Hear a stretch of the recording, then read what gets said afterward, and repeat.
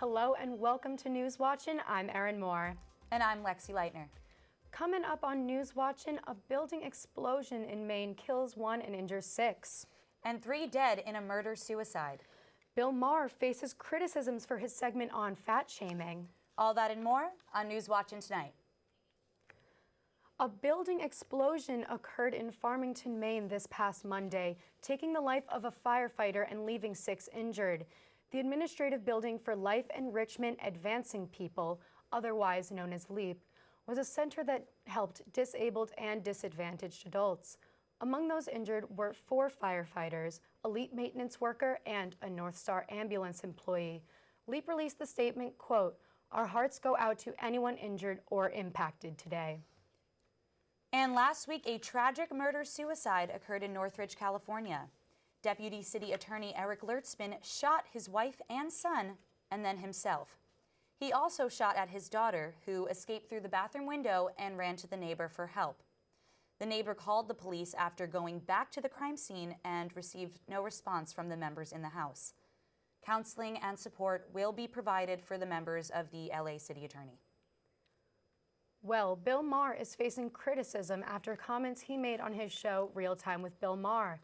Maher made the statement, "Fat shaming doesn't need to end, it needs to make a comeback." Celebrities are responding to Maher with their personal struggles with their weight and the ways fat shaming has affected their lives. One of the celebrity responses gaining the most traction is fellow late night host James Corden. He stated, quote, "Let's be honest, fat shaming is just bullying." Corden warns Maher and others to be careful of the effect and power of their words. And the World Championships for track and field are set to take place in less than 2 weeks in Qatar, but there is a running investigation about the Russian doping program. The World Anti-Doping Agency is unlikely to finish the investigation by the World Championships. Russia will be unable to compete under their flag, but rather as neutral competitors. The Federation has concluded that this is a state-funded program that is known throughout all levels of government, yet Russian leaders still deny its existence.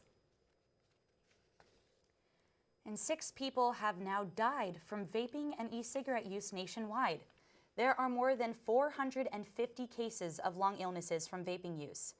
18-year-old Seema Herman, who was in a medically induced coma in the hospital from vaping, wants to tell people to not vape. She wrote, "I want to start a no vaping campaign," while in the hospital and unable to speak. She wants to share her story and save people's lives. And singer Sam Smith, who came out as non-binary earlier this year, announced that their gender pronouns are they, them. Smith has publicly talked about their curiosity with sexuality and gender. Their decision to use they, them pronouns makes them the latest celebrity in a long line of mainstream actors and writers who have done the same. Smith is embracing themselves for who they are as someone in the public eye.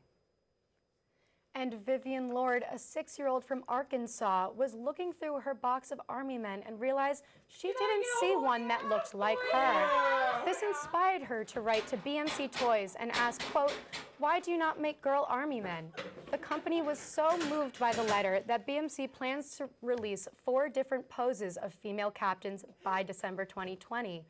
Many veterans have taken to Twitter raving about their excitement for this new addition to the classic toy and its importance for women in the armed forces.